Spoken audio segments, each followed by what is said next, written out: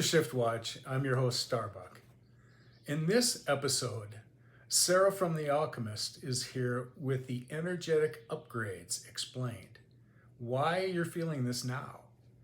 I've been commenting on this growing sensation for a few years now, and I'm not the only one claiming to be in touch with this change.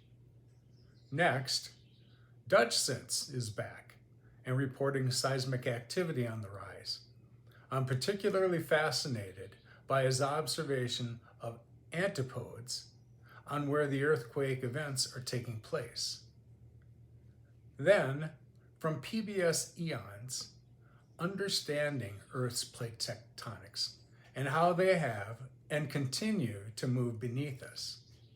And finally, Manly P. Hall and this insightful presentation regarding Atlantean pyramids and the Earth's energetic grid work.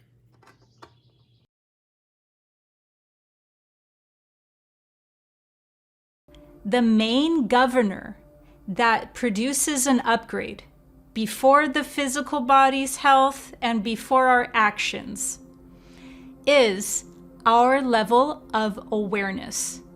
Our level of awareness is what then, once it gets shaken up, it expands. Once it expands, and that's always what happens with awareness, whether we know it or not. It's kind of like you learn something new a day and you're going to have more information about the world. So now you take that and you apply it in a metaphysical sense.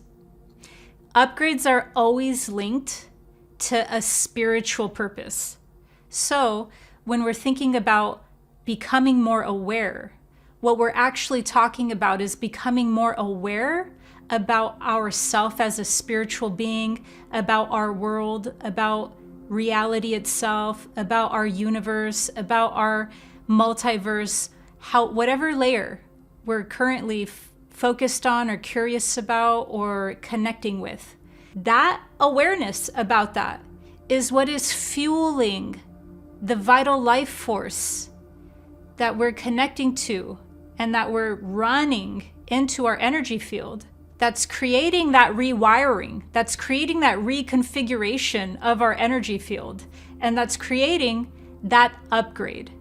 It's going to be tied inevitably to our spiritual awakening, but it's also pointing to the fact that there is some sort of objective reality, meaning there is some sort of order to this whole universe, to this whole multiverse, and that the more that we become aware, layer by layer, but the more we become aware is the more we're able to access vital life force that then, almost like a thread that we pull on to climb up a mountain higher, starts feeding us more of its energy.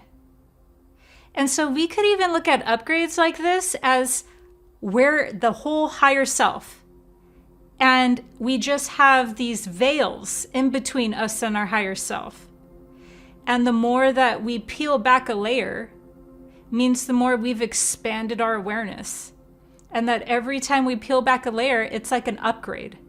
Our body, mind, spirit can run more vital life force, can produce more coherency or order. And most importantly, becomes more creative intelligence. Our subtle bodies, such as our spiritual, astral, and etheric bodies, all receive upgrades through the Great Central Sun. The Great Central Sun transmits its spiritual essence to our local suns, and our local suns transmit this essence to our biofields in a harmonic chain. We only perceive this creative and spiritual essence as photons. But it's much more than photons. This spiritual essence can best be described as subtle hydrogens that our energy field receives and then distributes through the fascia network. The fibers of the fascia network then feed that information all throughout the bodily tissue, which creates a new resonance in the morphic field. So upgrades also change our templates in the etheric or morphic field. In the spirit of this age, we hear many popular terms such as embodiment, activations, integration, And sometimes we don't know how these terms relate to one another, if they relate at all. Upgrades are embodiment. The term embodiment is meaningless without upgrades because upgrades are how our spirit, body, emotions, and mind all become more coherent and unified. So, all of this has been taking place at the physiological level, at the spiritual level, and now let's talk about the energy body and the energetic level. There's a plane known as the etheric plane. And in the etheric plane, that has a template of our physical body in it. It's known as the etheric template. Sometimes traditions call it the etheric body, and I've even heard it called sometimes the energy body. But I know it from the etheric template because it holds within it everything that is our own physical body and our whole energy field's design, but not in its physical form. It's in the etheric form. So the etheric template also goes through an upgrade. And that upgrade is also what changes, what morphs our energy field and what morphs our physiology. And so when more order is produced inside the etheric template, what that's going to do is reflect inside our physical body and our physical life. Now, even though we might become more aware about the world or about the universe, that doesn't always mean that it's going to necessarily feel good. But upgrades are all interdependent. They're all about being able to have a larger bandwidth. Everyone's at different layers of the journey, so everyone's going to be able to take this and apply it to them personally. And whatever that is that we're becoming more aware of, sometimes can be a very positive truth, and sometimes not so much at all. But why an upgrade always allows us to be able to not just be resilient, but have more bandwidth and therefore feel better, is that once again, there is an order. And that's what upgrades are all about. They're linked to there being a higher intelligent design. And that higher intelligent design is one that's called natural order, but also shown physically through neuroplasticity. So what all of this means is that upgrades are going to allow you to have a better mindset.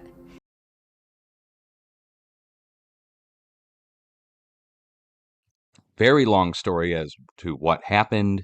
Don't want to go into that now, but I am back on YouTube now, and I am live on Twitch still and have been for the last few months, which I have not been uploading to YouTube.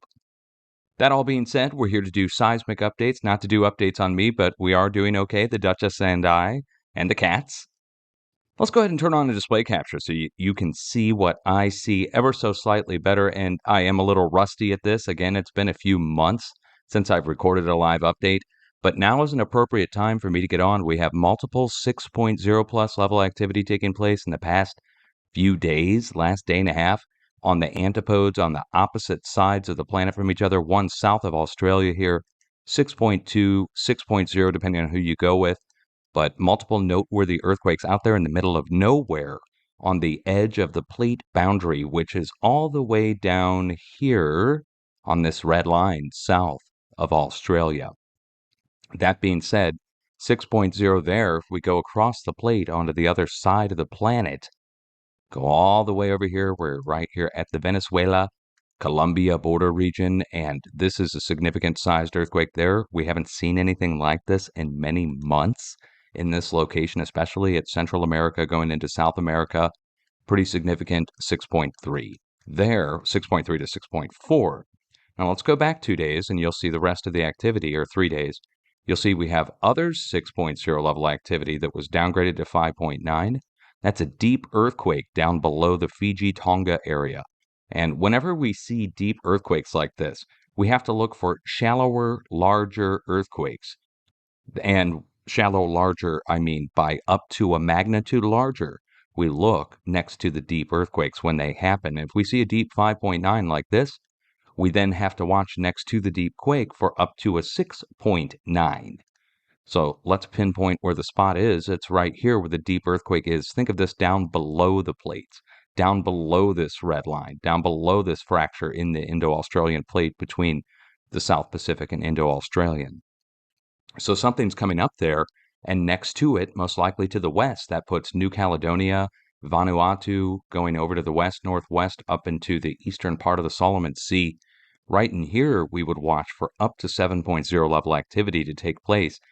That's just the start of this, because we have multiple noteworthy earthquakes taking place this past week. Again, over the past, look, 6.4 striking off the coast of Chile at the start of the week, or end of last week. 5.5s around the board, and they're equidistantly spaced. Check out the spacing on this, going from 6.4 to 6.4 here in South America, then 5.5, 5.4 to 5.5, back to another 6, then mid-range 5s all the way across into the West Pacific. Here, let's look at the actual 5s and greater. There we go. 5s and greater really shows it. This stepping stone path of earthquakes all the way around, even from Mexico at the Texas border, going all the way back down and around over to the West Pacific. And this is a lot of movement for 1 week's time. It's an increase from where we were. And this all ties in the sun. We had the big solar storm plus the strong solar wind. Both have an earthquake effect, but two different kinds. So we have, when the strong solar wind hits Earth, we tend to see shallow, large earthquakes suddenly take place during the time of the strong solar wind, buffeting Earth's magnetic field, so to speak. Then there's charged particle storms that get emitted from the sun, whether it's a coronal mass ejection or a solar flare that emits a charged particle storm with it. And that gets taken on the solar wind and brought to Earth, and we see deep earthquakes. We see a bunch of deep earthquakes take place, and then that results in shallow, large earthquakes several days later. The whole process takes about a week from the time where the solar storm happens to where the charged particles or strong solar wind or both hit Earth, and that then, a couple days later, we see a big, deep earthquake increase, followed then by shallower, larger earthquakes. That's where we are now with the shallower, larger earthquakes. We started to see a series of deep earthquakes take place. You see them raised high off the planet here. Looks like a pincushion in the West Pacific. Whenever you see that, if you use Earthquake 3D, you kind of know to watch then for shallower, larger earthquakes above these, the ones that are raised high off the planet. Up at the surface, hugging the planet, you'll see shallower, larger earthquakes pop off in between them and around the plate boundary of whatever plate is having the deep quakes.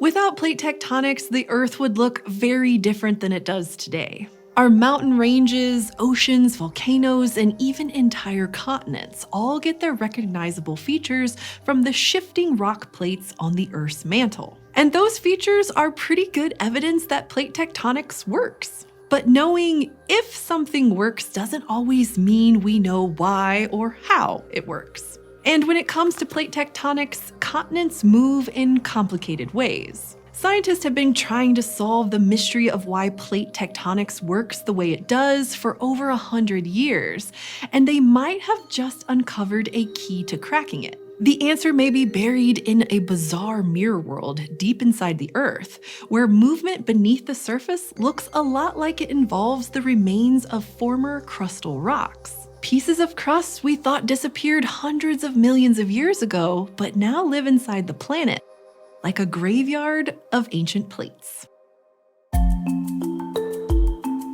When scientists first embraced plate tectonics around the 1960s, the theory explained many observations about the planet.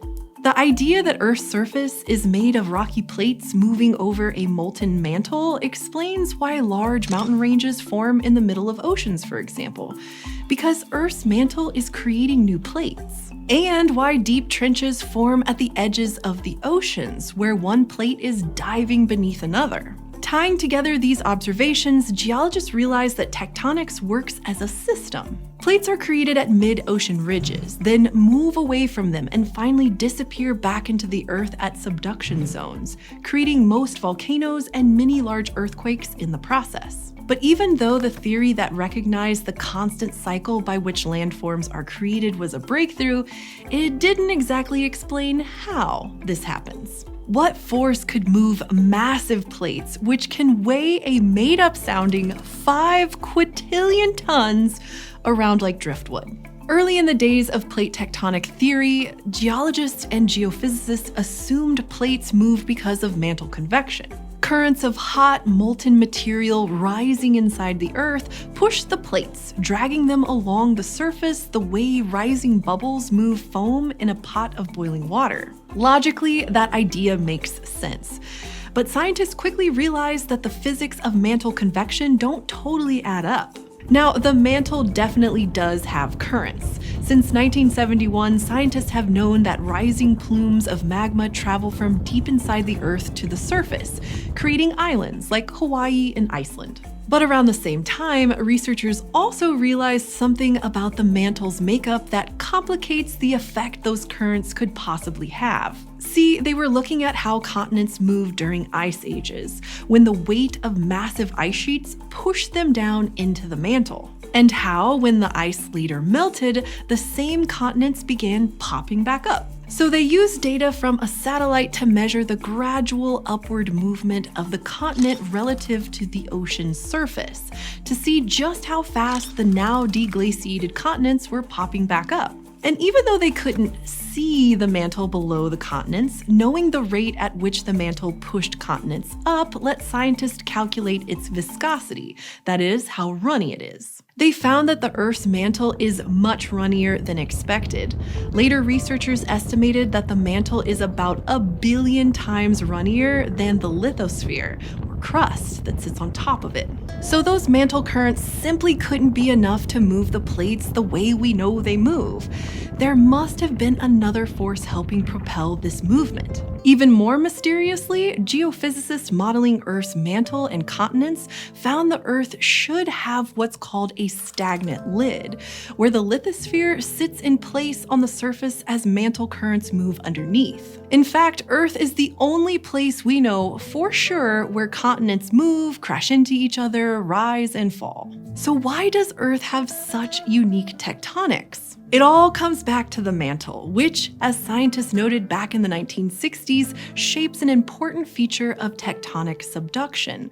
That's the process where plates slip underneath another, driving back towards the center of the planet. And while it's another process that we can't directly see, it's one scientists inferred must be taking place once they noted some odd features of earthquakes. With the installation of big seismograph networks, geophysicists could suddenly tell exactly where and how deep earthquakes happened. And when they looked at big tremors in places like Alaska, they saw earthquake epicenters were far below the crust. In fact, some earthquakes were happening hundreds of kilometers down inside the mantle. That suggests that the stress of the plate bending deep down is triggering these earthquakes. Researchers realized that these quakes were like a sonar scan, revealing locations of where plates were driving down into the mantle. They were seeing the edge of the subducting plate that had disappeared under another plate long ago. Earth is also the only planet we know where subduction connects the surface to the interior in a major way. And scientists soon figured out that subduction helps explain why tectonics works the way it does. Because as geologists reasoned, if plate edges sank into the mantle, they'd likely pull on the rest of the plate, dragging it along.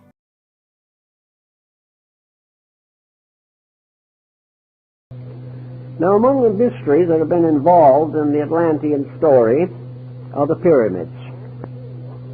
And the pyramids are very interesting things. We know that they are in Egypt. We know that they're in Central America, but recently, a year or two ago, I saw aerial photographs of pyramids in the heart of China, which are not generally known, but it's been recognized. These pyramids, like the mounds of antiquity, seemingly have a meaning. And what that meaning is appears to be also rather uncertain.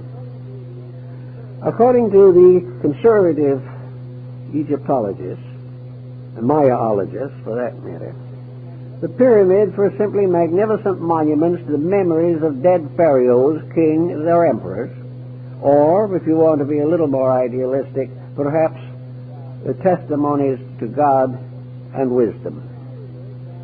But the pyramids are very strange things. Their distribution upon the surface of the earth is most extraordinary. Work is now being done, and I hope it will be carried on to a successful conclusion, to study and chart the locations of pyramids in relation to the magnetic fields of the planet.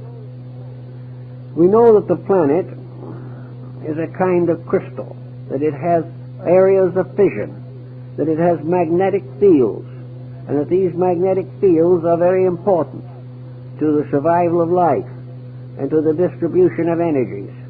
These magnetic fields may sometime be the substitute for every method of locomotion or all forms of fuel in the world today. I went to the Pyramid of Giza, and I went through all the interior chambers of it.